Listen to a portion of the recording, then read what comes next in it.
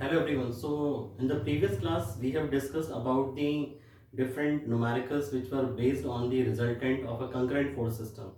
So आज का जो हमारा टॉपिक है this is based on equilibrium. Equilibrium की अगर हम बात करें तो जैसे सपोज करिए कोई भी एक ऑब्जेक्ट है, अगर वो रेस्ट पे है और उस पर कोई भी फोर्स एक्ट नहीं कर रहा है तो उसको हम इक्विलिब्रियम नहीं कहेंगे. ठीक है ना. When a number of forces acting on a body and then it is at rest or it is moving with a uniform velocity, then only the object is said to be in equilibrium. कैसे हम बात करते हैं? There are two types of equilibrium basically. अगर number of forces act होने की वजह से हमारा कोई भी सिस्टम जो है वो इक्विलिब्रियम में है तो उसको हम बोलते हैं, या रेस्ट पोजीशन पे है, इक्विलिब्रियम का मतलब यहाँ पे रेस्ट पोजीशन पे है तो उसको हम बोलेंगे स्टैटिक इक्विलिब्रियम. वहीं पे अगर नंबर ऑफ फोर्सेस किसी ऑब्जेक्ट पे लग रहे हैं but the forces are balanced, still the body is moving with a constant velocity with a uniform or the body is doing a uniform motion, then only it is said to be that the body is in dynamic equilibrium. ठीक है ना. तो static equilibrium means the body is at rest due to the application of several forces. On the other hand, अगर हम बात करें तो किसी भी एक ऑब्जेक्ट पे अगर हमने मल्टीपल फोर्सेस जैसे लगे हुए हैं और वो मोशन में है, still it is moving with a constant velocity, तो उसको हम क्या बोलेंगे, that this is in dynamic equilibrium. So हम वन बाय वन करके बात करते हैं यहाँ पे. और ध्यान रखिएगा इस पार्ट में पहले हम लोग जो हमारा फर्स्ट यूनिट है और सेकंड यूनिट है this is totally based on the static equilibrium. जो मैकेनिक्स का फोर्थ पार्ट है या कह सकते हैं फोर्थ यूनिट जो है वो हमारी बेस्ड है डायनामिक इक्विलिब्रियम की, हम वहां पे बात कर सकते हैं. ठीक है. तो जैसे मैंने आपको बताया, मैं डेफिनेशन लिखा हुआ अभी, आप इसे पढ़ भी सकते हैं. फॉर एग्जांपल व्हेन टू और मोर देन टू फोर्सेस. ध्यान रखिए कोई भी ऑब्जेक्ट इक्विलिब्रियम में तभी हो सकता है जब उस पर या तो दो फोर्सेस लगे हों या उससे ज्यादा लगे हों. किसी एक फोर्स की वजह से, एक सिंगल फोर्स की वजह से कोई भी ऑब्जेक्ट कभी भी इक्विलिब्रियम में नहीं हो सकता है. Forces act on a body in such a way that the body remains in a state of rest, चाहे वो स्टेट ऑफ रेस्ट पे हो, जिसको हम बोलेंगे स्टैटिक इक्विलिब्रियम, और ऑफ यूनिफॉर्म मोशन, या फिर वो यूनिफॉर्म मोशन से उसका मोशन जो है वो यूनिफॉर्म है. ठीक है. जिसको हम बोलेंगे नो एक्सेलरेशन, यानी कि कांस्टेंट वेलोसिटी से मूव कर रहा है तो एक्सेलरेशन जीरो हो गया. वहीं पे हम इसी को कहते हैं dynamic equilibrium. Then the system of forces is said to be in equilibrium. तब हम बोलेंगे कि जो सिस्टम ऑफ फोर्सेस है वो हमारा क्या है, इक्विलिब्रियम में. मींस इक्विलिब्रियम का सिंपल मतलब है, जब हम स्टैटिक इक्विलिब्रियम की बात करते हैं या डायनामिक की बात भी करते हैं तो जो फोर्सेस लगे हैं उनका नेट रिजल्टेंट क्या होना चाहिए, वो जीरो होना चाहिए. यानी कि resultant of the forces must be equal to zero. That condition is known as the equilibrium.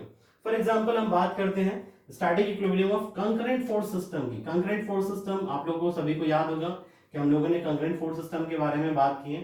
For example there is a point O और ये हमने कोई एक एक्स एक्सिस यहाँ पे अज्यूम किया और यहाँ पे वर्टिकल डायरेक्शन में यहाँ पे वाई एक्सिस है. अगर यहाँ पे नंबर ऑफ फोर्सेस जो है वो ऐड कर रहे हैं, लेट सपोज यहाँ पे कोई फोर्स है, this is F1 making an angle θ1 with the x axis. In the same way कोई एक फोर्स यहाँ पे ऐड कर रहा है, दिस इज F2 और ये F2 का जो फोर्स है वो वर्टिकल से θ2 एंगल बना रहा है.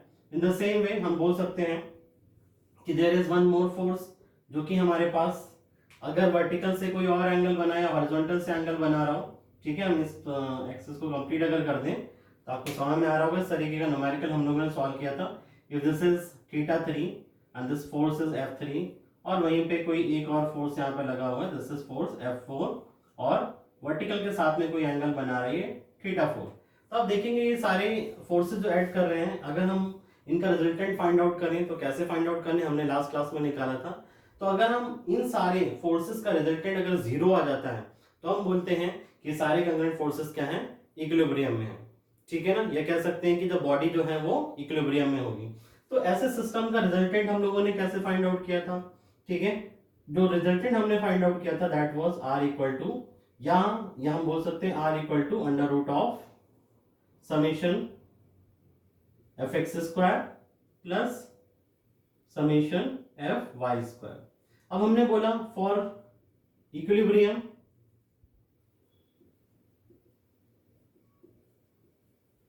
ऑब्जेक्ट, या हम बोल सकते हैं कि रिजल्टेंट नॉट ऑब्जेक्ट,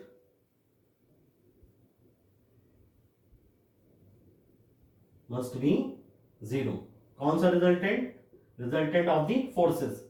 तो आर की वैल्यू अगर हम यहाँ पे 0 पुट करें तो क्या हो जाएगा, this is under root of summation F X square plus summation F Y square. अब ध्यान से देखिए, अगर ये क्वांटिटी अंडर रूट की इक्वल टू 0 है तो ये हमें क्या इंप्लाइज कर रही है, यहां से हमें मिलता है कि that the sum of forces in horizontal direction, this is 0, and also summation Fy equal to 0। अगर ये दोनों कंडीशन सेटिस्फाई होती हैं तभी हम बोलेंगे कि for a concurrent force system जो ऑब्जेक्ट होगा वो क्या होगा, in equilibrium condition. So these two equations are known as equilibrium equations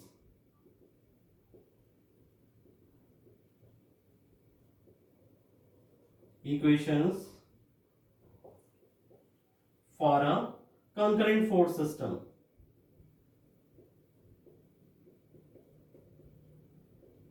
ध्यान रखिएगा, एग्जाम में ये पूछी जा सकती हैं। इन द प्रीवियस पेपर्स आप देखेंगे तो आप वहां पे पाएंगे कि हमें इस तरीके से पूछा भी गया है कि स्टैटिक इक्विलिब्रियम की जो इक्वेशंस है वो वहां पे लिखिए। अब हम बात करते हैं, ये तो कंकरेंट फोर्स सिस्टम की बात हो गई, वहीं पे नॉन कंकरेंट फोर्स सिस्टम की जब हम बात करते हैं तो उसका इक्विलिब्रियम हम कैसे डिसाइड करते हैं। नॉन कंकरेंट फोर्स सिस्टम,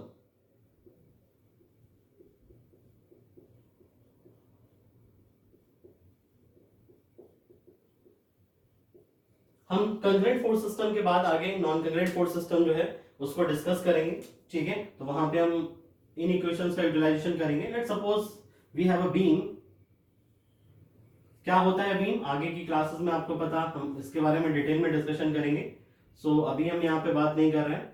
तो this is having reactions at point A like R A and reaction at point B something R B, और यहाँ पे बीच में कहीं पे कुछ और फोर्सेस भी ऐड करें। Let this is point C, और यहाँ पे एक वर्टिकल फोर्स है, दिस इज F1, और वहीं पे एक इंक्लाइंड फोर्स जो है और ऐड कर रहा है इस बीम के ऊपर पॉइंट डी पर, and this is making an angle of theta with the horizontal. तो इस सिस्टम को हम बोलेंगे नॉन कंकरेंट फोर्स सिस्टम। क्यों? क्योंकि इसके जितने भी फोर्सेस के ऊपर ऐड कर रहे हैं उनके लाइन ऑफ एक्शंस एक पॉइंट से पास नहीं करेंगे अगर हम उनको आगे पीछे कहीं पे भी एक्सटेंड कर दें।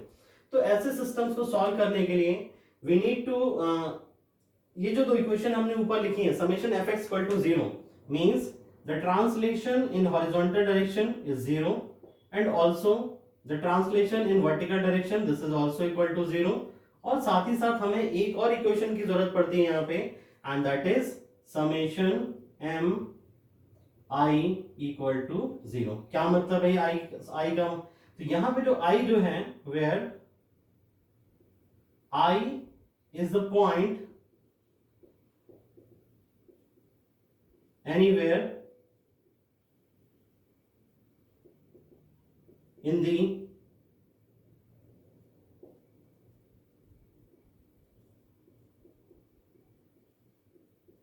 plane of forces, मींस जिस प्लेन में ये फोर्सेस लगे, मींस अगेन हमारे पास एक कोप्लेनर फोर्स सिस्टम है, तो इस प्लेन में हम कहीं पे भी वो पॉइंट आई ले सकते हैं जिसके अबाउट अगर इसका मोमेंट जो है वो हमारा 0 आता है, कोई भी पॉइंट सेलेक्ट करें उसके अबाउट मोमेंट 0 आता है, तब हम बोलेंगे कि नॉन कंकरेंट फोर्स सिस्टम जो है वो इक्विलिब्रियम है। मींस अब हम बोल सकते हैं, जनरलाइज कर सकते हैं, एक कंकरेंट फोर्स सिस्टम के लिए there are two equilibrium equations, summation F X equal to 0 and summation F Y equal to 0। Means वो हॉरिजॉन्टल भी ट्रैवल ना करे और वर्टिकल डायरेक्शन में भी कोई मोशन ना हो। कैसे? आपको याद होगा हमने इसके लिए जब इस तरीके के सिस्टम को सॉल्व किया था, रिजल्टेंट निकालने के लिए हम क्या कर रहे थे, सभी को समेशन एफ एक्स कर रहे थे और इसके लिए समेशन एफ वाई भी कैलकुलेट कर रहे थे, ठीक है। फिर हमने रिजल्टेंट कैलकुलेट किया था। मींस अगर ये सारे फोर्सेस जो हैं इनके कंपोनेंट कह सकते हैं या हॉरिजॉन्टल डायरेक्शन में उन सभी को अगर हम सम अप करें और वर्टिकल डायरेक्शन में भी सम अप करें और वो इंडिविजुअल इक्वल टू 0 आ रहे हैं, तो हम बोलेंगे कि सिस्टम क्या है, वो इक्विलिब्रियम है। वहीं पे वन मोर इक्वेशन जो है वो ऐड हो जाती है जब हम नॉन कंकरेंट फोर्स सिस्टम की बात करते हैं, summation M I equal to 0।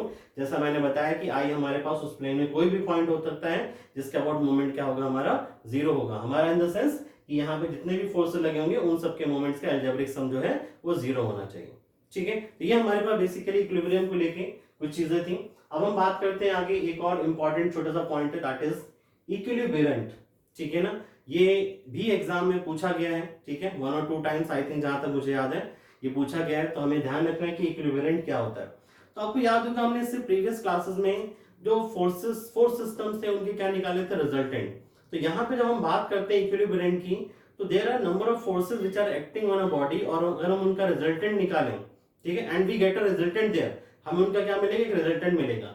अब अगर उस रिजल्टेंट के इक्वल और ऑपोजिट डायरेक्शन में मैं सेम अमाउंट का क्या करूं, फोर्स अप्लाई करूं, तो वो सिस्टम क्या हो जाएगा, इक्विलिब्रियम में हो जाएगा। तो जो फोर्स हमने अप्लाई किया वहां पे इक्वल मैग्नीट्यूड का और अपोजिट डायरेक्शन में, उसको हम बोलते हैं इक्विलिब्रियम। ठीक है, जैसे सपोज करिए हम यहाँ पे एक छोटा सा डायग्राम जो है उसको यहाँ पे ड्रॉ कर सकते हैं। फॉर एग्जांपल हमने फिर से एक्सिस को ड्रॉ किया, एक्स एक्सिस और वाई एक्सिस कुछ इस तरीके से, ये ओरिजिन हो गया। यहाँ पर भी आप, ये हमने शो कर रखा already origin.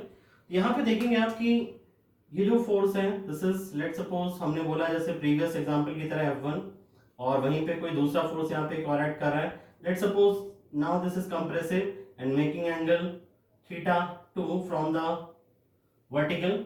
In the same way यहाँ पे कोई एक और फोर्स लगा हुआ है which is tensile in nature, और इसके हमने बोल दिया this is F3 making an angle θ3 from the vertical direction. तो इन सभी का एक रिजल्टेंट हम लोगों ने फाइंड आउट किया था। ठीक है, अब हम थोड़ी देर के लिए मान लेते हैं कि इन सभी फोर्सेस का जो रिजल्टेंट है वो हमारा कहां पे आता है, कुछ इस तरीके से दिखाई देता है। ये this is the resultant capital R making angle alpha from the horizontal.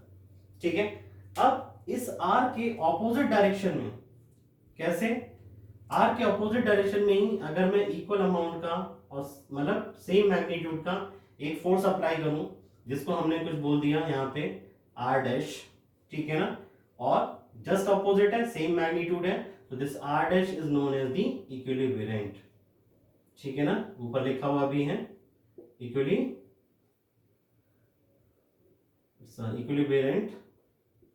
उसको इस तरीके से लिख सकते हैं। ठीक है, ध्यान रखिएगा मैंने यहाँ मेंशन भी किया है that equilibrium is equal and opposite to the resultant of several forces on the body. तो इस तरीके से जो डिफरेंट इक्विलिब्रियम सिस्टम्स हैं या डिफरेंट इक्विलिब्रियम के बारे में हमने बात करी, स्टैटिक और डायनामिक इक्विलिब्रियम। और आज के लिए हम लोग यहीं पे रुकेंगे। जो हमारी नेक्स्ट क्लास होगी वहां पे हम और इंपॉर्टेंट चीजें जो हैं इक्विलिब्रियम के बारे में पढ़ेंगे, जिनकी हमको आगे न्यूमेरिकल्स सॉल्व करने में रिक्वायरमेंट होगी। आज के लिए इतना ही, थैंक यू।